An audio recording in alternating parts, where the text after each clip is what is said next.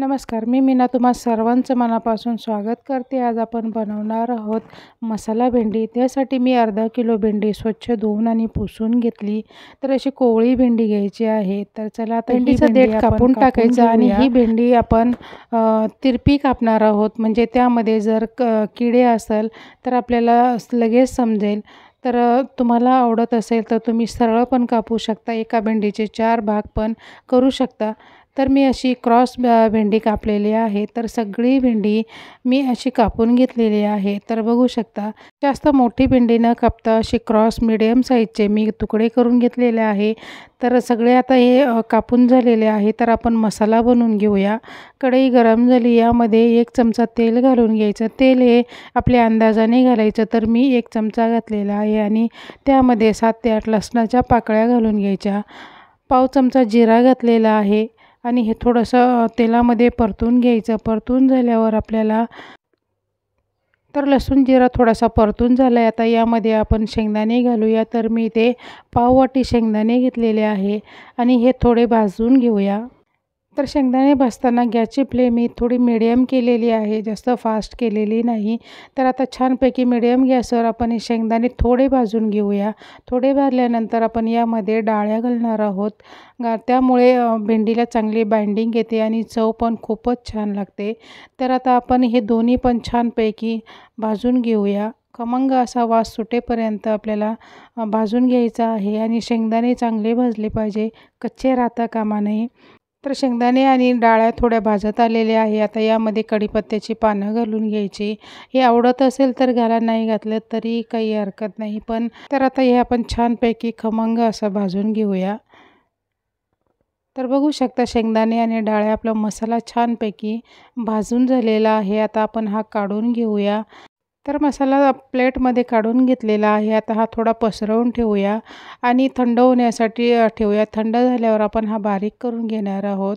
तर मसाला थंड झाला आहे. आता आपण हा मिक्सरच्या भांड्यामध्ये घालून घेऊया आणि आता हा आपल्याला वाटताना एकदम बारीक पण वाटायचा नाही आणि एकदम जाड पण वाटायचा नाही. तर आता हा मसाला आपण वाटून घेऊया. तर बघू शकता, जास्त बारीक न करता थोडासा रवाळ असा हा ठेवलेला आहे.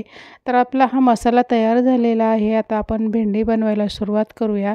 ज्या कढईमध्ये आपण हे भाजून घेतलेलं होतं त्यामध्येच 1.5 चमचा तेल घालून घेतलेलं आहे. तेल तुम्ही तुमच्या आवडीप्रमाणे कमी जास्त करू शकता. तेल थोडं गरम झालं तर आता यामध्ये आपल्याला भेंडी घालून घ्यायची आहे. तर भेंडी आता ही घालून झालेली आहे. आता ही भेंडी कशी चिकट भरपूर असते, त्यामुळे आपल्याला हिचा चिकटपणा काढायचा आहे. तर आता ही आपण तेलामध्ये थोडीशी फ्राय करून घेऊया. तर आता ही भेंडी आपण तेलामध्ये चांगली भाजून घेऊया. जोपर्यंत तिचा चिकटपणा जात नाही तोपर्यंत आपल्याला ही भाजत राहायची आहे आणि डायरेक्ट टाकली तर खूप वेळ पण लागतो आणि चिकटपणा लवकर जात नाही. तर आता हिचा चिकटपणा अगोदरच केल्यामुळे ह्या भेंडी एकदम सुटसुटीत होते आणि गुळगुळीत जराही लागत नाही. तर छानपैकी भेंडी आपली भाजून झालेली आहे. चिकटपणा पूर्णपणे गेलेला आहे. आता ही आपण एका प्लेटमध्ये काढून घेऊया. तर भेंडी ही आपली काढून झालेली आहे. आता त्याच कढईमध्ये आपल्याला ही भेंडी बनवायची आहे. तर तेलाची कढई असल्यामुळे मी दुसरी घेत नाही आता. तर हिच्यामध्येच आपण परत 1 ते 1.5 चमचा तेल घालून घेऊया. तर तेल घालून झालेलं आहे आणि आता आपल्याला हे तेल थोडंसं गरम होऊ द्यायचं आहे.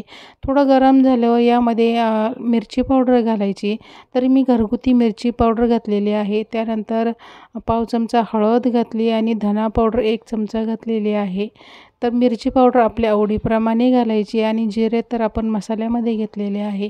आता हे मिक्स करून घ्यायचं आणि जो आपण शेंगदाणे आणि डाळ्यांचा कूट बनवून घेतला आहे तो घालून घ्यायचा आणि चांगलं मिक्स करून घ्यायचं. पावडर मसाले घालताना गॅसची फ्लेम एकदम कमी करायची आहे, त्यामुळे मसाला आपला जळला जाणार नाही.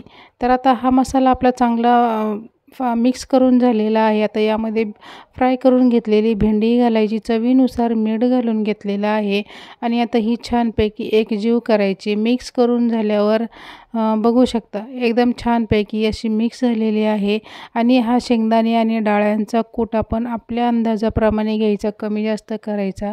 आता यावर थोडंसं पाणी शिंपडून झाकण ठेवायचं आणि 3 ते 4 मिनटं हिला कमी गॅसवर परत होऊ द्यायचं आहे। तर 3 ते 4 मिनटानंतर परत झाकण काढल्यावर मिक्स करून घ्यायचं। तर एकदम छानपैकी आपली ही मसाला भेंडी तयार आहे। तर एकदम टेस्टी अशी ही भेंडी लागते, तर नक्की करून बघा। मसाला हा कमी जास्त आपण आपल्या आवडीप्रमाणे करायचा आहे। तर एकदम टेस्टी मसाला भेंडी तयार आहे। व्हिडिओ आवडला तर लाईक करायला विसरू नका।